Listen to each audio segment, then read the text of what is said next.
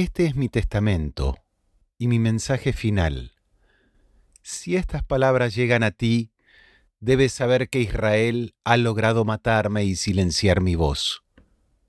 Primero, que la paz, la misericordia y las bendiciones de Dios sean contigo. Dios sabe que he dedicado todo mi esfuerzo y fuerza para ser un apoyo y una voz para mi pueblo.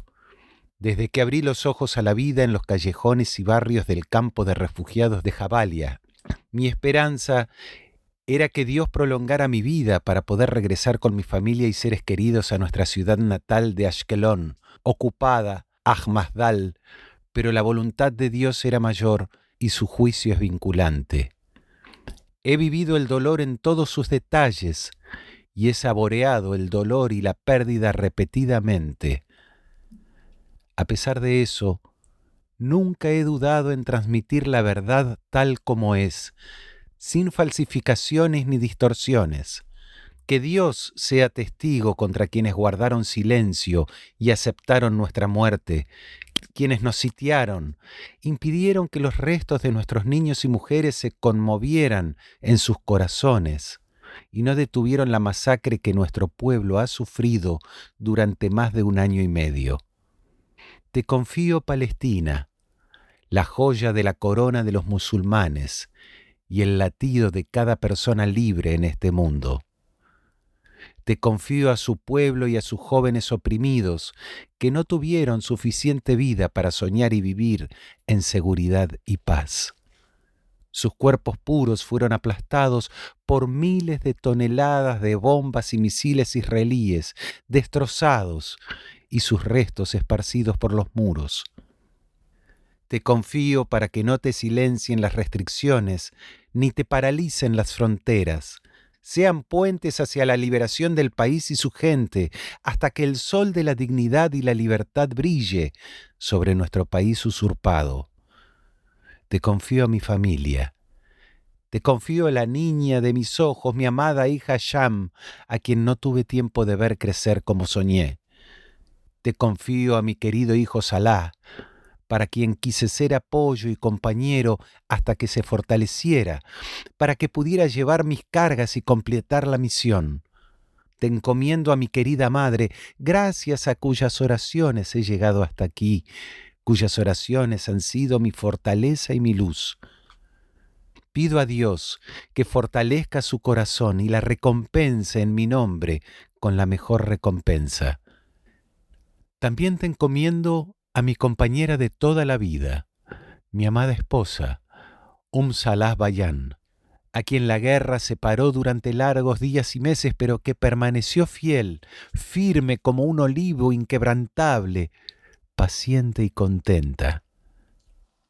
El periodista Anas al-Sharif, de 28 años, uno de los reporteros más conocidos del canal de televisión Al Jazeera en Gaza, tenía el presentimiento de que cada una de las informaciones que enviaba desde la franja podía ser la última. Este domingo 10 de agosto pasado, por la noche, Anas murió asesinado junto a otros 5 periodistas en un ataque deliberado del ejército israelí contra la tienda de campaña en la que vivían y trabajaban a las puertas del hospital Al-Shifa en la ciudad de Gaza. Al-Sharif ha dejado este texto que leímos preparado, una suerte de testamento, para que fuera publicado en el caso de su muerte. Así lo señalaron sus allegados en un mensaje en su cuenta de X. Durante muchos años me negué a utilizar esa palabra, pero ahora, con las imágenes que he visto, con lo que he leído y oído de las personas que han estado allí, ya no puedo contenerme. Con inmenso dolor, con el corazón partido, debo constatar que está ocurriendo delante de mis ojos. Genocidio. Es una palabra avalancha. Una vez que la pronuncias, no hace otra cosa que crecer, como una avalancha justamente, y trae aún más destrucción y más sufrimiento. Con estas palabras llenas de dolor, David Grossman, el más importante escritor israelí vivo desde hace décadas, candidato al Nobel de Literatura, rompió el silencio. Y en una entrevista de tapa al diario italiano La Repubblica, se sumó a las voces que desde el propio Israel comienzan a levantarse para denunciar lo que está sucediendo en la Franja de Gaza. Comparto con mucha gente la sorpresa ante la postura europea, dijo en el escenario. Europa, que se proclama modelo de civilización, ignoró el genocidio más televisado de la era moderna. Nos encontramos en un estado que podría definirse como neosionista. Los antiguos valores del sionismo son ahora más extremos, de una forma mucho más agresiva que antes, intentando lograr en poco tiempo lo que la generación anterior de sionistas intentaba lograr de una manera mucho más prolongada, gradual y progresiva. Este es un intento por parte de un nuevo liderazgo del sionismo de completar el trabajo que comenzó en 1948, es decir, de apoderarse oficialmente de toda la Palestina histórica y deshacerse de tantos palestinos como sea posible, y en el mismo proceso, esto es algo nuevo, crear un nuevo imperio israelí que sea temido o respetado por sus vecinos y por lo tanto puede incluso expandirse territorialmente más allá de las fronteras de la Palestina obligatoria o histórica. Históricamente, puedo decir con cierta cautela que esta es la última fase del sionismo. Históricamente, este tipo de desarrollos en movimientos ideológicos, ya sean coloniales o imperiales, suele ser el capítulo final, el más despiadado, el más ambicioso. Y entonces es demasiado. Y entonces caen y se derrumban. De la entrevista al historiador israelí Ilan Pappé, realizada por Al Jazeera en Copenhague. Creo que los medios occidentales desempeñan un papel crucial al no cubrir de manera veraz y profesional la verdad de lo que está ocurriendo. Conocemos todos los nombres de los rehenes israelíes, pero la mayoría de ellos no ha recogido el nombre de uno solo de los bebés palestinos asesinados. Eso contribuye a la deshumanización y demonización de los palestinos y a la impunidad de Israel para continuar con sus políticas de genocidio, limpieza étnica y opresión. La historia juzgará a los medios occidentales por ser cómplices de los crímenes de lesa humanidad cometidos por Israel, por no denunciarlos y por ser portavoces de la narrativa del opresor, utilizando su lenguaje, sus afirmaciones y sus argumentos. Los profesionales que tienen talento y éxito son los más acusados de antisemitismo porque es la única forma que tienen de socavar el mensaje importante que transmiten. Todos deberíamos aspirar a la descolonización de la Palestina histórica y debemos impulsar la construcción de un sistema político democrático que se base en la igualdad, la democracia y los derechos humanos y civiles, lo que no es el caso ahora mismo. Y la mejor estructura política para respetar estos valores es un único Estado democrático. La élite política mundial y muchos políticos palestinos siguen fascinados con la solución de los dos estados. No estoy seguro que sea lo que quiere la mayoría de los palestinos. Y no podemos saberlo porque ahora mismo no tenemos una organización de liberación democrática, pero estoy seguro de que la tendremos algún día. No veo ninguna forma de avanzar si no respetamos el principio de igualdad, lo que incluye el derecho al retorno de los refugiados. Y la única estructura política que puede garantizar este tipo de igualdad sería un maravilloso Estado protector entre el río Jordán y el Mediterráneo. Y es en lo que deberíamos esforzarnos, porque incluso los opresores tampoco tienen más futuro que el de la guerra y la violencia. Un Estado democrático que acabase con el espíritu del apartheid y las opresiones podría normalizar la vida tanto de los palestinos como de los israelíes.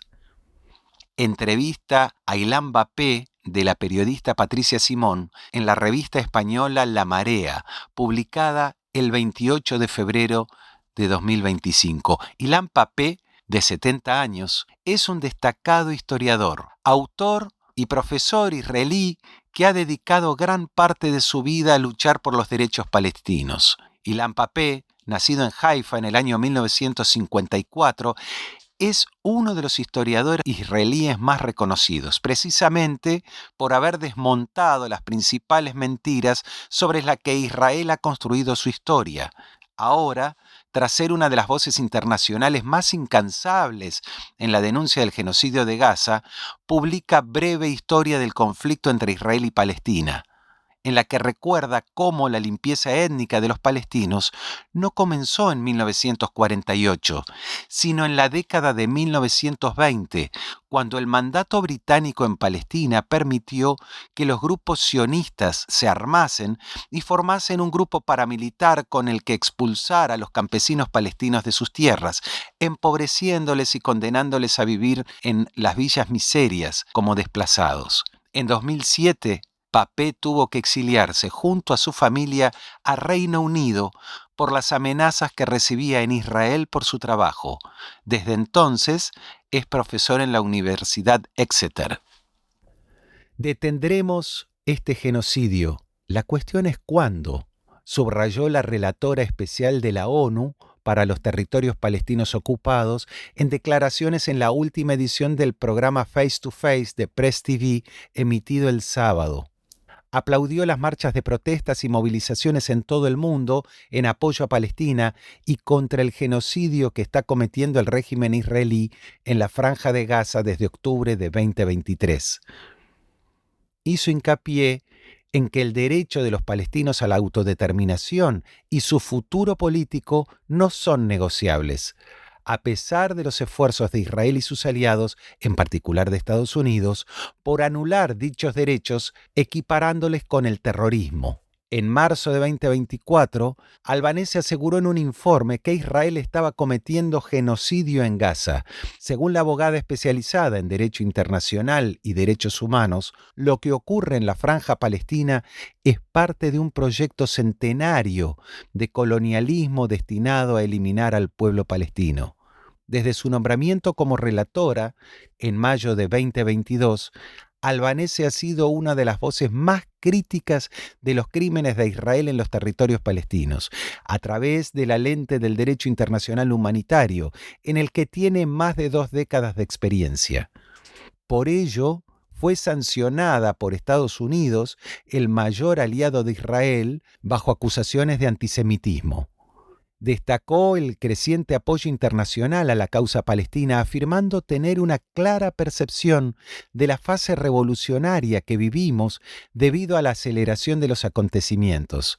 Hace 2 años era imposible hablar de Palestina. Al menos 61.430 palestinos han muerto, en su mayoría mujeres y niños, y otras 153.213 personas han resultado heridas en la brutal ofensiva israelí contra Gaza desde el 7 de octubre de 2023. Esto fue publicado en Resumen Medio Oriente el 10 de agosto de 2025. Cambié de opinión y pasé a pensar que Gaza es innegablemente un caso de genocidio a principios de mayo de 2024. En noviembre de 2023 escribí que había evidencia de crímenes de guerra, posiblemente crímenes de lesa humanidad. No estaba seguro aún de que hubiera suficientes pruebas de genocidio, pero había indicios de que podría llegar a eso, porque había declaraciones con contenido genocida.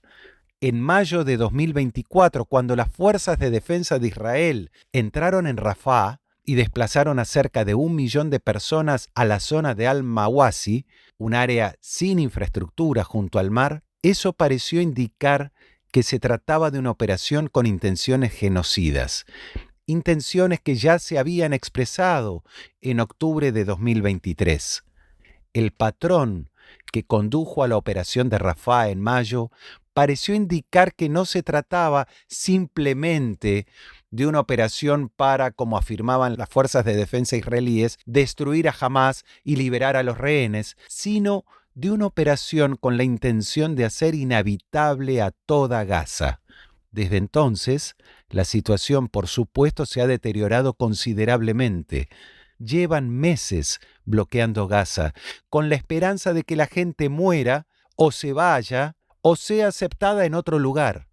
Como dijo el primer ministro Benjamin Netanyahu en declaraciones en mayo de 2025 a un comité del Parlamento israelí filtradas a la prensa, nuestro único problema es encontrar países que los acojan.